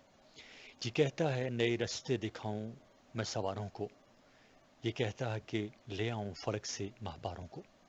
تشریح، میرا دل مجھے کہتا ہے کہ میں شہ سواروں اور مجاہدوں کو تگ و تاز کے لیے نئے راستے دریافت کروں ان کے لیے، تاکہ ان کو آسانی ہو اور آسمان پر جا کر چاند کے روشن ٹکڑوں کو زمین پر لے آؤں۔ یہ کہتا ہے کہ صحراؤں کی دوری طے کروں پل میں، حقیقت میں یہ احساس سے شعوری طے کروں پل میں۔ تشریح، میرا دل مجھے کہتا ہے کہ صحراؤں کی وسعت اور دوری کو سمیٹ کر ایک لحظے میں ان کو پار کروں اور اپنے شعور کے احساس کو ایک لمحے میں حقیقت بنا دوں۔ جہان نو کو دیکھا ہوں جو ہے قلب سمندر میں، بیان سنگ پالو منجمد ہے کوہ کے سر میں۔ تشریح، میرا دل کہتا ہے کہ میں ان نئے جہانوں کی سیر کروں جو سمندر کے نیچے اس کی تہہ میں موجود ہیں، اور پہاڑوں کی چوٹیوں پر جو پتھر سال ہر سال سے ٹھوس اور منجمد پڑے ہیں ان تک پہنچ کر ان کا حال بھی دریافت کروں۔ یہ کہتا ہے کہ ساری کائنات ایک ذرہ بن جائے، جو ہے لا انتہا ہو وہ وقفہ وہ ایک لمحہ بن جائے، جو ہے لا انتہا وہ وقفہ جو ہے، میں دوبارہ اس کو پڑھتا ہوں، یہ کہتا ہے کہ ساری کائنات ایک ذرہ بن جائے، جو ہے لا انتہا وقفہ وہ ایک لمحہ بن جائے۔ صفحہ نمبر 165۔ تشریح، میرا دل کہتا ہے کہ ساری کائنات سمٹ کر ایک ذرے میں سما جائے اور یہ دوریاں ختم ہو جائیں، اور وقت جو رواں دواں ہے اور جس کی کوئی انتہا نہیں ایک لمحہ بن کر رک جائے۔ مگر اونچے ارادے ہیں تو کیا اونچے ارادوں کو سمجھنے کا نہیں احساس حاصل سیدھے سادوں کو۔ تشریح، ہمارے ارادے اگرچہ بہت اونچے ہیں لیکن اس کا کوئی فائدہ نہیں، کیونکہ ان اونچے ارادوں کو سمجھنے اور ان کو عملی جامہ پہنانے کا احساس بھولے بالوں لوگوں کو نہیں۔ جہاں میں سیدھے سادے آدمی کثرت سے بستے ہیں، جہاں میں سیدھے سادے آدمی کثرت سے بستے ہیں، ہے محدود ان کی ہمت اور محدود ان کے راستے ہیں۔ تشریح، اس دنیا میں سیدھے سادے ناسمجھ اور بھولے بالے آدمیوں کی تعداد بہت زیادہ ہے، جو بہت کم ہمت ہیں اور جو صرف چند محدود راستوں کا ادراک کر سکتے ہیں اور اس سے آگے وہ دیکھنے کی ہمت نہیں رکھتے۔ تمدن اور تہذیبوں نے پھندا ان پہ ڈالا ہے، وہ کہتا ہے کہ ہونا ہی وہی جو ہونے والا ہے۔ تمدن اور تہذیبوں نے پھندا ان پہ ڈالا ہے، وہ کہتا ہے ہونا ہی وہی جو ہونے والا ہے۔ تشریح، یہ بھولے بھالے شکست خوردہ اور مایوس لوگ پرانے رسم و رواج کے پھندوں میں گرفتار ہیں اور ان کا خیال ہے کہ مقدر میں جو ہوگا وہ ہو کر رہے۔ صفحہ نمبر 165 جاری ہے۔ بدل کر کیا کریں گے ہم طریقے آج قدرت کے، ہمارے دامنوں پر ہاتھ کل ہوں گے مشیت کے۔ تشریح، یہ سیدھے سادے لوگ نہ سمجھ لوگ کہتے ہیں کہ ہم قدرت کے کاموں میں کیوں دخل دیں اور اسے بدلنے کی کوشش کیوں کریں۔ اگر ہم ایسا کرنے کی کوشش کریں بھی تو خدا کی مرضی کے بغیر کچھ نہیں کر سکتے۔ اگر سب کچھ خدا نے کرنا ہے تو ہم کیوں اپنے آپ کو مصیبت میں ڈالیں۔ انہیں تسکین ہے پہلی لکیروں کی فقیری میں، انہیں تسکین ہے پہلی لکیروں کی فقیری میں، یہ کھوئے ہیں تمنا کی ضعیفی اور پیری میں۔ تشریح، یہ سیدھے سادے لوگ کولہو کے بیل کی طرح ایک ڈگر پر چل رہے ہیں اور پرانے زمانے کے رسم و رواج سے محبت کرتے ہیں اور اپنی خواہشات کی کمزوری اور بے طاقتی میں کھوئے ہوئے ہیں اور ہاتھ پر ہاتھ دھرے بیٹھے۔ میں ان کو دیکھتا ہوں، دل پہ ہوتا ہے اثر ان کا، میں ایک مظلوم ہوں ماحول کے اس جذب ساکن کا۔ تشریح، جب میں ان شکست خوردہ لوگوں کو دیکھتا ہوں تو میرے دل پر بھی ان کا اثر چڑھتا جاتا ہے۔ صفحہ نمبر 166۔ اور میں بھی شکست تسلیم کر لیتا ہوں، کیونکہ میں جس ماحول میں رہ رہا ہوں وہ متحرک نہیں، ساکن ہے، اور اس ماحول میں میں ایک مظلوم کی طرح زندگی گزار رہا ہوں۔ میں بھی ان لوگوں سے ایسا بے عمل بنتا جا رہا ہوں اور ان کی کشش مجھے اپنی طرف کھینچ رہی ہے۔ مگر ہاں، باوجود اس کے میرے دل میں جو جوالا ہے، امنگوں نے میری ہستی کو ایک الجھن میں ڈالا ہے۔ تشریح، مگر باوجود اس کے کہ میرے ارد گرد سیدھے سادے اور بے عمل لوگ موجود ہیں۔ میرا دل ایک ہی جانی کیفیت سے گزر رہا ہے اور اپنی خواہشوں کو پورا کرنے کی تدبیریں سوچتا رہتا ہے، جس سے میرا وجود مشکل میں گرفتار ہے اور اس مشکل سے نکلنے کی بھرپور کوشش کر رہا ہے۔ صفحہ نمبر 166 جاری ہے۔ مشقی سوالات کے جوابات۔ سوال نمبر 1، نظم کے مطابق درج ذیل سوالات کے جوابات دیں۔ الف، اس نظم کا مرکزی خیال رکھیں۔ جواب، اس نظم کا مرکزی خیال یہ ہے کہ دنیا کے زیادہ تر لوگ لکیر کے فقیر ہیں، عمل سے عاری ہیں، ہاتھ پر ہاتھ دھرے بیٹھے ہیں اور اپنی تقدیر کے سہارے زندہ ہیں، حالانکہ اپنی حالت بدلنے کا حکم اللہ تعالیٰ نے قرآن مجید میں واضح طور پر دیا ہے۔ بے، شاعر اپنے دل کی کس امنگ کا ذکر کرتا ہے؟ جواب، شاعر کی خواہش ہے کہ وہ دنیا کے سربستہ رازوں کو آشکارا کرے، زندگی کو آسان بنانے کے طور طریقے معلوم کرے اور جو کام کرنے کا ہے اسے بر وقت پورا کرے۔ جیم، آسمان سے کن کو لانے کا اظہار کیا گیا ہے؟ شاعر نے چاند کے ٹکڑوں کو آسمان سے زمین پر لانے کی خواہش کی ہے۔ دال، جہان نو کی کہاں واقع ہے؟ جواب، شاعر کہتا ہے کہ سمندر کی تہہ میں نیا جہاں آباد ہے۔ واو، یہ خواہش کیوں کی گئی ہے کہ کائنات ایک ذرہ بن جائے؟ شاعر کی خواہش ہے کہ کائنات کی وسعتیں ختم ہو کر ایک ذرے کی مانند ہو جائیں تاکہ اس کے سربستہ رازوں تک آسانی سے پہنچا جا سکے۔ زے، قدرت کے طریقے بدلنے میں کیا چیز حائل ہے؟ جواب، قدرت کے طریقوں کو بدلنے میں وہ سیدھے سادے لوگ حائل ہیں جو ہر کام کو مشیت عزتی سمجھ کر قبول کرتے ہیں اور اسے تقدیر کا لکھا سمجھ کر زندگی گزارتے ہیں۔ صفحہ نمبر 167۔ ہے، لکیر کا فقیر سے کیا مراد ہے؟ لکیر کا فقیر سے وہ سیدھے سادے لوگ مراد ہیں جو پرانی روایتوں سے پیار کرتے ہیں، تبدیلی پسند نہیں کرتے اور اللہ کے کاموں میں مداخلت گناہ سمجھتے ہیں۔ توئے، شاعر کی ذات میں الجھاؤ کی کیا وجہ ہے؟ جواب، شاعر کوئی کارنامہ انجام دینا چاہتا ہے لیکن چونکہ ماحول ساکن اور ٹھہرا ہوا ہے، لوگ قوت عمل سے عاری ہیں، گھائل اور سست ہیں، وہ اس بات سے خوفزدہ ہے کہ ان سیدھے سادے لوگوں کا اثر میرے دل پر بھی نہ ہو جائے، اس لیے شاعر کی ذات ایک ہی جانی کیفیت سے گزر رہی ہے، اسے مشکل صورتحال سے نکلنے کی کوشش میں الجھاؤ کا شکار ہے۔ یہ اس نظم کا خلاصہ اپنے الفاظ میں تحریر کریں۔ اس نظم کا خلاصہ کتاب کے اگلے حصے میں درج ہے۔ سوال نمبر 2، مندرجہ ذیل شعر کی تشریح کریں۔ مگر ہاں، باوجود اس کے کہ میرے دل میں جو جوالا ہے، امنگوں نے میری ہستی کو ایک الجھن میں ڈالا ہے۔ جواب، اس شعر کی تشریح میں دیکھیں، اس شعر کی تشریح نظم کی تشریح میں دیکھیں جو گزر چکے ہیں۔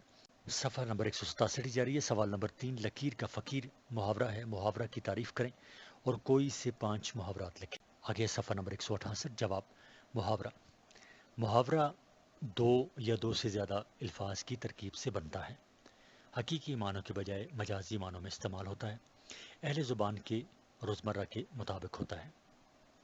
5 محاورات یہ ہیں۔ نمبر 1، کتاب کا کیڑا، 2، کان بھرنا، 3، کمر باندھنا، 4، مٹھی گرم کرنا اور 5، منہ کی کھانا۔ سوال نمبر 4، درج ذیل الفاظ کے کم از کم 2 مشتق الفاظ لکھیں۔ حد، قدر، حص اور شعر۔ اب پہلا لفظ حد سے بن جائے گا سرحد، بے حد اور حدود۔ مشتق کا مطلب ہوتا ہے جو ان سے ملتے جلتے ہیں۔ دوسرا لفظ ہے قدر، اس میں آگے لفظ بنیں گے مشتق، گراں قدر، شب قدر، قادر اور مقدور۔ نمبر 3، حق، برحق، حق پرست اور حقانی۔ 4، حص، بے حص، حساس۔ اور 5واں لفظ ہے شعر، اس میں بنے گا شاعر اور مشاعرہ۔ صفحہ نمبر 168 جاری ہے۔ ستائے، آگے نظم ہے ستائے اور نون میم راشد اس کے شاعر ہیں۔ مشکل الفاظ کے معنی، جیسے میں نے پہلے بھی عرض کیا تھا، اس کتاب میں بہت زیادہ مس پرنٹنگ ہے، تو یہ لفظ ستارے جو سمجھ آ رہی ہے، ستائے نہیں ہے، ستارے، اور نون میم راشد اس کے شاعر ہیں۔ مشکل الفاظ کے معنی، جو یعنی نہر، نغمہ گیت، خلط یعنی جنت، ماہ یعنی چاند، انجم یعنی ستارے، وسط یعنی پھیلاؤ۔ صفحہ نمبر 169۔ سوئے یعنی طرف، نوحہ غم، ترنم خوش آوازی، داستان کہانی، دیار یعنی وطن، تکلم یعنی باتیں کرنا، مسرت خوشی، فکر ہستی یعنی دنیا کی فکر، تمنا خواہش، نور پارا یعنی روشنی کا ٹکڑا، گہوارہ جھولا، خاکداں یعنی دنیا، اور لطافت یعنی نرمی۔ اشعار کی تشریح: نکل کر جوئے نغمہ خلد راز سے ماں ونجم سے، فضا کی وسعتوں میں ہے رواں آہستہ آہستہ، یہ سوئے نوحہ آباد جہاں آہستہ آہستہ نکل کر آ رہی ہے ایک گلستان ترنم سے۔ تشریح: ان اشعار میں نون میم راشد آسمان پر چمکتے ہوئے ستاروں کے بارے میں کہتے ہیں۔ چاند اور ستاروں کی جنت سے گیت گاتی ہوئی ایک ندی برآمد ہوئی اور آسمان کی وسعتوں میں آہستہ آہستہ بہہ رہی ہے۔ یہ ستارے ایک ندی کی شکل میں غم و آلام سے بھری ہوئی دنیا کی طرف آ رہے ہیں۔ اس ندی کے شور میں ایک ترنم ہے، ایسا لگتا ہے کہ یہ ترنم کے کسی باغ سے نکل کر آ رہی ہے۔ ستارے اپنے میٹھے مد بھرے ہلکے تبسم سے کیے جاتے ہیں فطرت کو جوان، آہستہ آہستہ سناتے ہیں اسے ایک داستان، آہستہ آہستہ دیار زندگی مدہوش ہے اس کے تکلم سے۔ صفحہ نمبر 170۔ تشریح: ستارے اپنے میٹھے، سریلی اور مدہوش کر دینے والی مسکراہٹ سے قدرتی مناظر کی خوبصورتی اور حسن میں اضافہ کر رہے ہیں۔ فطرت ان کی موجودگی سے شگفتہ اور جوان نظر آ رہی ہے۔ یہ ستارے آہستہ آہستہ باتیں کر رہے ہیں اور اپنی کہانی سنا رہے ہیں۔ ان کی باتوں کے انداز میں ایک طلسماتی اثر ہے۔ جو ذی روح یہ باتیں سنتا ہے ان میں مستی اور مدہوشی پیدا ہو گئی ہے۔ یہی عادت ہے روز اولین سے ان ستاروں کی، چمکتے ہیں کہ دنیا میں مسرت کی حکومت ہو، چمکتے ہیں کہ انسان فکر ہستی کو بھلا ڈالے۔ تشریح: شاعر کہتا ہے کہ آسمان پر ستاروں کی موجودگی بے مقصد نہیں ہے، وہ روز اول سے اسی طرح چمک رہے ہیں۔ ان کی چمک دمک کا مقصد یہ ہے کہ دنیا میں خوشی اور مسرت کا دور دورہ ہو، ہر طرف شادمانی ہو۔ ان ستاروں کے چمکنے کا مقصد یہ ہے کہ انسان دنیا کے غموں سے آزاد ہو کر خوشحال زندگی گزارے اور دنیا کے غم بھلا دے۔ لیے ہے یہ تمنا ہر کرن ان نور پاروں کی، کبھی یہ خاکدان گہوارہ حسن و لطافت ہو، کبھی انسان اپنی گمشدہ جنت کو پھر پالے۔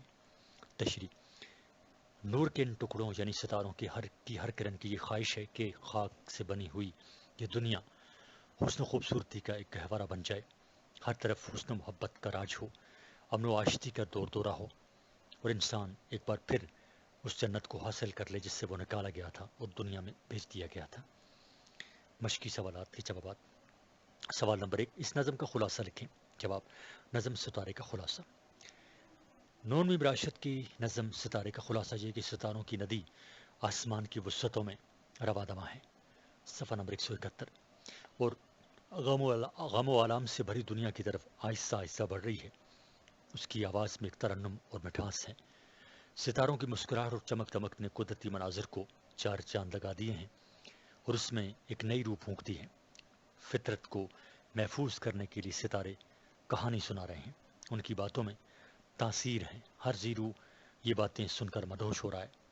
صفحہ نمبر 171 جاری ہے۔ ستاروں کے چمکنے کا مقصد یہ ہے کہ دنیا میں خوش قسمتی اور مسرت کی حکومت ہو، انسان ہمیشہ خوش رہے اور دنیا کے غم بھلا دے۔ نور کے ان ٹکڑوں کی خواہش ہے کہ دنیا حسن و خوبصورتی کا گہوارہ ہے اور انسان ایک بار پھر اس جنت کو پالے جس سے وہ نکالا گیا ہے۔ سوال نمبر 2، رات کے وقت آسمان پر جگمگاتے ستاروں کا منظر اپنے الفاظ میں بیان کریں۔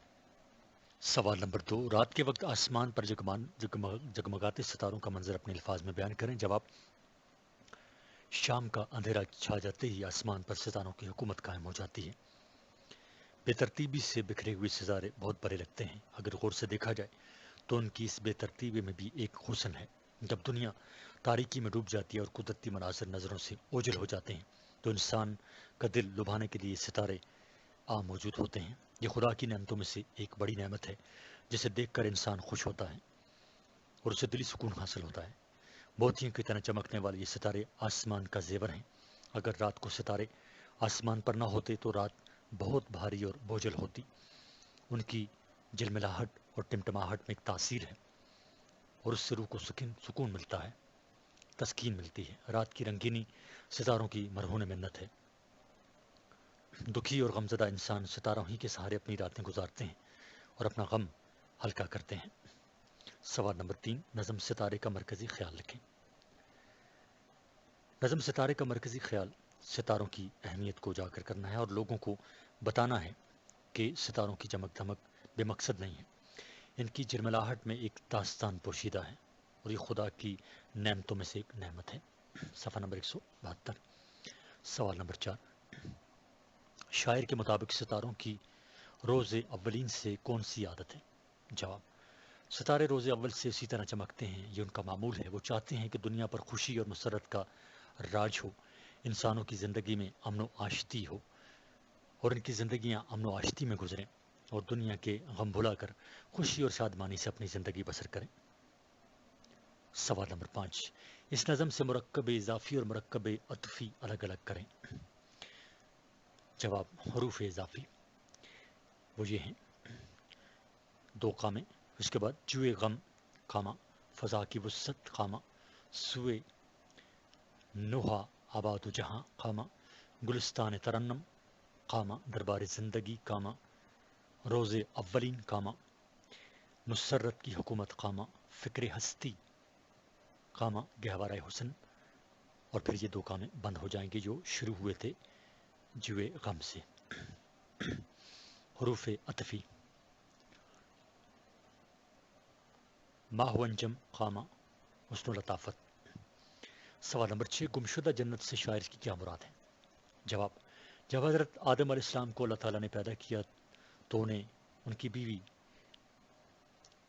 ہوا کو جنت میں رہنے کا حکم دیا، لیکن کچھ عرصے بعد انہوں نے اللہ تعالیٰ کے ایک حکم کو پس سے پش ڈال کر نافرمانی کی اور اس چیز کے کھانے سے منع کیا گیا تھا جس چیز کے وہ کھا لی۔ اس گناہ کی پاداش میں اللہ تعالیٰ نے حضرت آدم علیہ السلام اور حضرت ہوا کو جنت سے نکال کر زمین پر بسانے کا حکم دیا اور اسی طرح وہ جنت سے بے دخل کر دیے گئے۔ صفحہ نمبر 172 جاری ہے۔ نظم نفیر عمل، مشکل الفاظ کے معنی، شومی تقدیر، شومی تقدیر یعنی بدبختی، نفیر عمل یعنی عمل کی پکار، ماتم یعنی غم، شیون یعنی نالا و فریاد، جور یعنی ظلم و ستم، فلک آسمان۔ صفحہ نمبر 173۔ پیر یعنی بوڑھا، شکوہ شکایت، بے مہری یعنی بیزاری، چمنستان یعنی سبزہ زار، تجلی یعنی روشنی، شبستان یعنی خوابگاہ، نالا یعنی فریاد، دبستان یعنی مدرسہ، چارہ علاج، مسلک طریقہ، گرامایا یعنی قیمتی، جام ایران کے بادشاہ جمشید کا جام، سولت یعنی روب و دبدبہ، رے یعنی ایران کے شہ تہران کا پرانا نام، کیے یعنی ایران کے بادشاہوں کا لقب، خدشہ فکر، مکر یعنی دھوکہ، ریا نمود و نمائش، دکھلاوا، کاسہ یعنی کٹورا، ہرس یعنی لالچ اور طرفہ یعنی عجیب۔ صفحہ نمبر 173۔ اشعار کی تشریح، بند نمبر 1، آؤ کب تک گلائے شومی تقدیر کریں، کب تلک ماتم ناکامی تدبیر کریں، تب تلک شیون جور فلک پیر کریں، کب تلک شکوائے بے مہری ایام کریں، نوجوانان وطن آؤ کوئی کام کریں۔ تشریح، اس نظم میں مجید امجد نے، اس نفیر عمل کے جو شاعر ہیں وہ مجید امجد ہیں، اس نظم میں مجید امجد نے اپنے وطن کے نوجوانوں کو عمل کی ترغیب دی ہے۔ اس بند میں فرماتے ہیں کہ اے میرے وطن کے نوجوانوں، تم اپنی بدبختی اور بدقسمتی کا رونا کب تک روتے رہو گے؟ صفحہ نمبر 174۔ اگر تمہارا کوئی منصوبہ کامیابی سے ہمکنار نہیں ہوتا تو کب تک اس کا ماتم کرو گے؟ تم آسمان کا ظلم و ستم سہ سہ کر کب تک روتے رہو گے اور زمانے کی بے وفائی اور بے رخی کی شکایت کب تک کرتے رہو گے؟ تمہارے یہ سب کام فضول اور بیکار ہیں، میں نے تو مشقت سے کام لو، عمل کر کے دکھاؤ، عمل ہی تمہاری تمام مشکلات اور مصائب کا حل ہے۔ بقول اقبال، عمل سے زندگی بنتی ہے جنت بھی جہنم بھی، یہ خاکی اپنی فطرت میں نہ نوری ہے نہ ناری ہے۔ بند نمبر 2، آج برباد خزاں ہے چمنستان وطن، آج محروم تجلی ہے شبستان وطن، مرکز نالا و شیون ہے دبستان وطن، وقت ہے چارہ درد دل ناکام کریں، نوجوانان وطن آؤ کوئی کام کریں۔ تشریح، میں مانتا ہوں کہ خزاں کی زہریلی ہواؤں نے ہمارے وطن کے باغوں کو اجاڑ کر رکھ دیا ہے۔ صفحہ نمبر 174 جاری ہے۔ ہمارے گھروں اور آرام گاہوں میں تاریکی اور اندھیرے کا راج ہے، اور یہ روشنیوں سے محروم ہے۔ ہمارے وطن کی درسگاہوں میں تعلیم نام کی کوئی چیز نہیں، بلکہ ان سے نالہ و فریاد کی صدائیں اٹھ رہی ہیں۔ لیکن صرف رونے دھونے اور راضی بتقدیر ہو کر بیٹھنے سے کام نہیں چلے گا۔ میرے وطن کے جوانوں، کام کا وقت ہے۔ دل کے درد کا علاج کام اور صرف کام ہے۔ کام اور عمل کرنے اپنی زندگی میں کام کر کے اور عمل کر کے اپنی زندگی میں انقلاب لا سکتے ہیں۔ بند نمبر 3، آؤ اجڑی ہوئی بستی کو پھر آباد کریں، آؤ جکڑی ہوئی روحوں کو پھر آزاد کریں، آؤ کچھ پیروی مسلک فرحات کریں، یہ نہیں شرط وفا بیٹھ کے آرام کریں۔ نوجوانان وطن، آؤ کوئی کام کریں۔ تشریح: اے میرے وطن کے نوجوانوں، میں آپ سب کو دعوت دیتا ہوں کہ آؤ سب مل کر اپنے برباد وطن کی تعمیر نو کے لیے دن رات ایک کر دیں۔ صفحہ نمبر 175۔ اور غلامی کی زنجیروں میں جکڑی ہوئی ان روحوں کو پھر سے آزاد کریں جو اپنی ناکامیوں کو تقدیر کا لکھا سمجھ کر کام سے جی چرا رہے ہیں۔ ہمیں فرحات کے نقش قدم پر چلنا چاہیے، جس نے تنہ تنہا پہاڑ کو کھود کر سرنگ نکالی تھی۔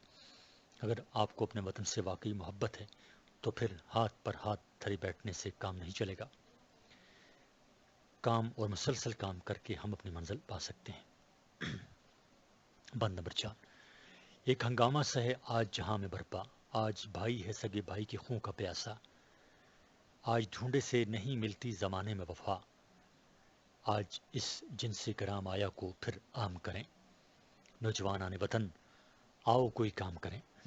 تشریح: اے میرے وطن کے نوجوانوں، دنیا میں ہر طرف بدامنی اور قتل و غارت کری کا دورہ ہے۔ بدامنی کا راج ہے۔ ایک بھائی اپنے سگے بھائی کو قتل کرنے پر تلا ہوا ہے۔ اپنے پرائی کی تمیز باقی نہیں رہی۔ دوست دشمن کا پتہ نہیں چلتا۔ محبت کا جذبہ لوگوں کے دلوں سے رخصت ہو چکا ہے۔ اندھیر نگری ہے، لوٹ مار کا بازار گرم ہے۔ ان بدترین حالات کو دیکھتے ہوئے ہم سب کا فرض ہے کہ محبت جو ایک قیمتی شے ہے، ایک بار پھر لوگوں کے دلوں میں پیدا کر دیں۔ لیکن یہ آسان کام نہیں ہے، اس کے لیے سخت محنت اور کام کی ضرورت ہے۔ بند نمبر 5، جام جم سے نہ ڈریں، شوکت کیے سے نہ ڈریں، حشمت روم اور سولت ریس سے نہ ڈریں۔ ہم جواں ہیں تو جہاں کی کسی شے سے نہ ڈریں، ہم جواں ہیں تو نہ کچھ خدشہ عالم کریں۔ نوجوانان وطن، آؤ کوئی کام کریں۔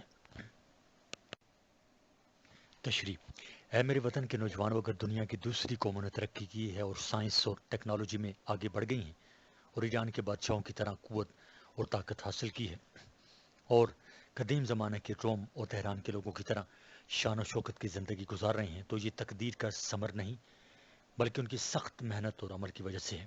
ان قوموں سے خوفزدہ ہونے کی ضرورت نہیں۔ ان قوموں کا مقابلہ کرنے اور ان سے آگے بڑھنے کے لیے ضروری ہے کہ ہم بھی سخت محنت کریں۔ ان قوموں سے خوفزدہ ہونے کی ضرورت نہیں۔ ان قوموں کا مقابلہ کرنے اور ان سے آگے بڑھنے کے لیے ضروری ہے کہ ہم بھی سخت محنت کریں، دن رات ایک کر کے کام کریں اور عمل کر کے ثابت کریں کہ ہم ان قوموں سے کسی طرح کم نہیں۔ صفحہ نمبر 176۔ بند نمبر 6، رشتہ مقروریات توڑ بھی دیں، قاصہ حرص و ہوا چھوڑ بھی دیں، اپنی یہ طرفہ عطا چھوڑ بھی دیں۔ آج کچھ کام کریں۔ نوجوانان وطن، آؤ کوئی کام کریں۔ تشریح: اے میرے وطن کے نوجوانوں، آؤ ہم عہد کریں کہ دھوکے اور فریب سے کام نہیں لیں گے، نمود و نمائش نہیں کریں گے، حرص و لالچ کو چھوڑ کر محبت اور الفت کی فضا قائم کریں گے، ہمدردی، احسان، ایثار اور مربت سے کام لیں گے۔ آؤ ان عجیب و غریب اور بری حرکتوں سے توبہ کریں اور کام کی طرف راغب ہو جائیں۔ کام ہی ہمارے مسائل اور مصائب کا حل ہے۔ وقت نکلا جا رہا ہے، سخت محنت اور عمل سے ہم اپنی تقدیر بدل سکتے ہیں۔ مشقی سوالات کے جوابات۔ سوال نمبر 1، نظم نفیر عمل کا مرکزی خیال لکھیں۔ جواب: نظم نفیر عمل کا مرکزی خیال یہ ہے کہ کام اور عمل سے قومیں اپنی زندگی میں انقلاب لا سکتی ہیں۔ عمل کے بغیر ترقی ناممکن ہے۔ لیس للانسان الا ما سعی۔ سوال نمبر 2، اس نظم کا خلاصہ یعنی لیس للانسان الا ما سعی، ترجمہ اس کا قرآنی آیت کا یہ ہے کہ انسان کو وہی کچھ ملتا ہے جس کے لیے وہ کوشش کرتا ہے، یا انسان کے جتنی کوشش کرتا ہے اس کو وہی ملتا ہے. لیسا للانسان الا ما سعى. سوال نمبر 2، اس نظم کا خلاصہ اپنے الفاظ میں لکھیں. جواب، اس نظم میں شاعر نے کام اور عمل کی اہمیت کو اجاگر کیا ہے. کہتے ہیں وطن کے نوجوانوں کو چاہیے کہ وہ اپنی بدقسمتی اور تدبیر کی ناکامی کا رونا چھوڑ دیں، زمانے کی بے وفائی کا فکر نہ کریں، اس کا گلہ نہ کریں. ہمارے وطن کی بربادی اور تباہی کا سبب سستی اور قائلی ہے. ہمارا فرض ہے کہ ہم اپنے برباد وطن کو پھر سے آباد کریں. فرحات کے نقش قدم پر چل کر سخت محنت کریں. یہ آرام کا وقت نہیں ہے، کام کا وقت ہے. بدامنی کا دور دورہ ہے، بھائی بھائی کا خون کا پیاسا ہے. اس حالت میں محبت عام کرنے کی ضرورت ہے. دیگر اقوام کی ترقی، شان و شوکت اور قوت و طاقت سے ڈرنے کی ضرورت نہیں. صفحہ نمبر 177. ان اقوام نے اگر یہ سب کچھ حاصل کیا تو یہ صرف کام، محنت اور عمل کی وجہ سے ہے. اگر ہم بھی دھوکے اور فریب کو چھوڑ کر ایک دوسرے کے ساتھ محبت سے کام لیں، لالچ اور حرص سے اپنا رشتہ توڑ دیں، تو ترقی یافتہ قوموں کی صف میں کھڑے ہو سکتے ہیں. لیکن یہ کام اور صرف کام کی وجہ سے ممکن ہے. ہاتھ پر ہاتھ دھرے بیٹھنے سے تقریر نہیں بدل سکتی. سوال نمبر 3، صفحہ نمبر 177 جاری ہے. درج ذیل مرکبات کے معنی لکھیں. شوم یہ تقدیر، اس کا مطلب ہے بدبختی یا بدقسمتی. جور و فلک یعنی آسمان کا ظلم یا بدبختی. محروم تجلی یعنی روشنی سے محروم. چارہ درد یعنی درد کا علاج. جن سے گرامایا یعنی قیمتی شے. اور مکروڑیا یعنی دھوکہ اور دکھاوا، دھوکہ اور نمائش. سوال نمبر 4، نظم نفیر عمل کے پہلے بند میں شاعر نے کن الفاظ میں نوجوانان وطن کو عمل کا درس دیا ہے؟ جواب، نظم نفیر عمل کے پہلے بند میں شاعر نوجوانان وطن کو عمل کا درس دیتے ہوئے کہتے ہیں کہ تم کو تقدیر کا گلہ نہیں کرنا چاہیے، نہ تدبیر کی ناکامی کا ماتم کرنا چاہیے. اپنی بدبختی کا رونا بھی فضول ہے. زمانے کی بے وفائی کی شکایت بھی اپنی بے عملی کو چھپانے کا ایک بہانہ ہے. تم کام اور عمل ہی سے اپنی زندگی بدل سکتے ہو. کام اور صرف کام، یہی تمہارے تمام مسائل کا حل ہے. سوال نمبر 5، اس نظم میں استعمال ہونے والے تمام تلمیحات کی نشاندہی کریں. جواب، نظم نفیر عمل میں جن تلمیحات کا ذکر کیا گیا ہے وہ مندرجہ ذیل ہیں. مسلک فرحات، جام جم، شوکت کیے، حشمت روم اور سولت رے. سوال نمبر 6، شاعر کے مطابق نوجوانوں کو کس چیز سے خوفزدہ نہیں ہونا چاہیے؟ جواب، شاعر نے نظم نفیر عمل میں ایران کے ایران کے بادشاہ جمشید، ایران کے دیگر کئی بادشاہوں، روم کی عظمت اور شہر رے یعنی تہران کی شان و شوکت کا ذکر کیا ہے. شاعر کا مطلب موجودہ ترقی یافتہ غیر قوموں کی ترقی، شان و شوکت اور طاقت و قوت ہے.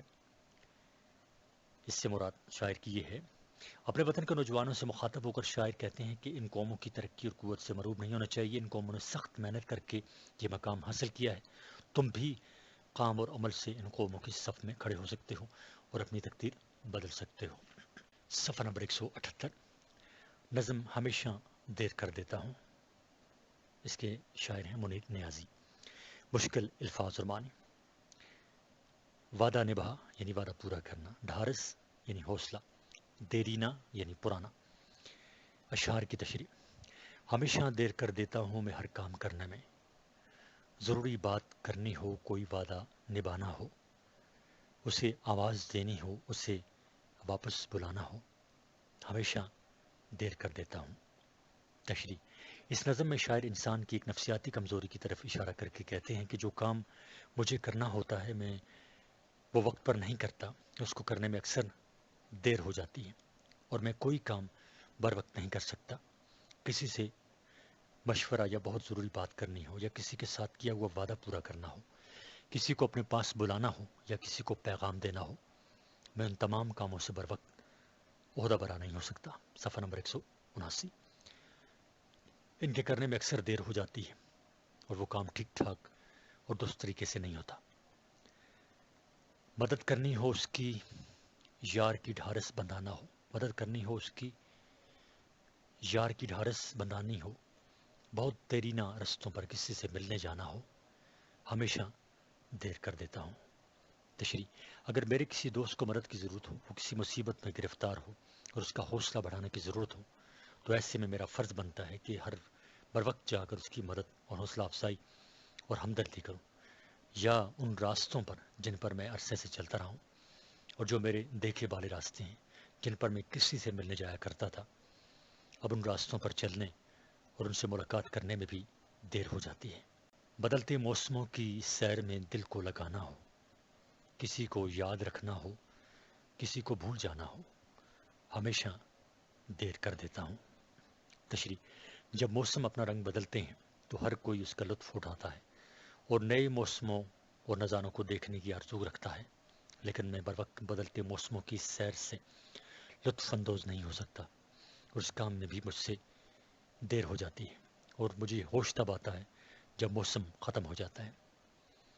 کس کو یاد رکھا جائے اور اسے اپنا دوست بنایا جائے، اور کس کو بھلا کر اس سے قطع تعلق کیا جائے، یہ کام بھی میں موزوں وقت پر نہیں کر سکتا، جس سے میں عموماً نقصان اٹھاتا ہوں۔ کسی کو موت سے پہلے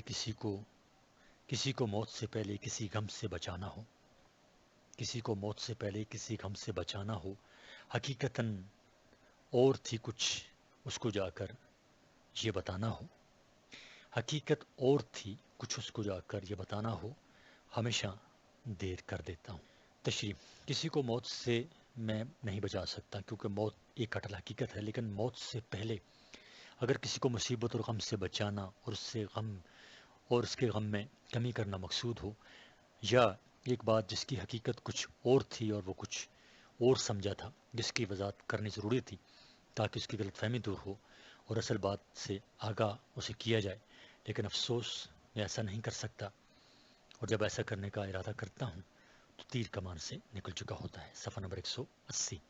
مشقی سوالات کے جوابات۔ سوال نمبر 1: اس نظم میں انسان کی کس نفسیاتی کیفیت کی طرف اشارہ کیا گیا ہے؟ جواب: اس نظم میں شاعر نے انسان کی جس نفسیاتی کیفیت کی طرف اشارہ کیا ہے وہ یہ ہے کہ انسانوں کی اکثریت اپنا کام بر وقت نہیں کرتی، ان میں دیر کرتی ہے، وہ اکثر نقصان اٹھاتے ہیں۔ سوال نمبر 2: ان کاموں کی تفصیل بیان کریں جن کے کرنے میں شاعر سے دیر ہو جاتی ہے۔ جواب: جب شاعر کسی سے ضروری بات کرنا چاہتے ہیں، وعدہ پورا کرنا چاہتے ہیں، کسی کو آواز دے کر بلانا چاہتے ہیں، کسی کی مدد کرنا اور حوصلہ بڑھانا چاہتے ہیں، کسی سے ملنے جانا ہو، نئے موسم سے لطف اندوز ہونا ہو، کسی کو یاد کر یاد کرنا ہو، کسی کو بھول جانا ہو، کسی کی مصیبت دور کرنا ہو، کسی کی غلط فہمی کو ختم کرنا ہو، تو ایسے کاموں میں وہ اکثر دیر کر دیتے ہیں اور نقصان اٹھاتے ہیں۔ سوال نمبر 3: عام زندگی میں دیر کرنے کے کیا نقصانات متوقع ہوتے ہیں؟ جواب: مثل مشہور ہے کہ آج کا کام کل پر نہ چھوڑو۔ جو کام آج کرنا ہے اگر آج ہی بر وقت نہ کیا جائے تو کل اس کے کرنے کا کوئی فائدہ نہیں، کیونکہ ہر کام کے لیے ایک مقررہ وقت ہوتا ہے۔ مثلا اگر آپ شروع سال سے اپنے کالج کے نصابی کتابوں پر عبور حاصل نہیں کریں گے تو امتحان کے دنوں میں اگر آپ دن رات بھی پڑھنے بیٹھ جائیں تو اس کا کوئی فائدہ نہیں ہوگا، سراسر نقصان ہی نقصان ہے۔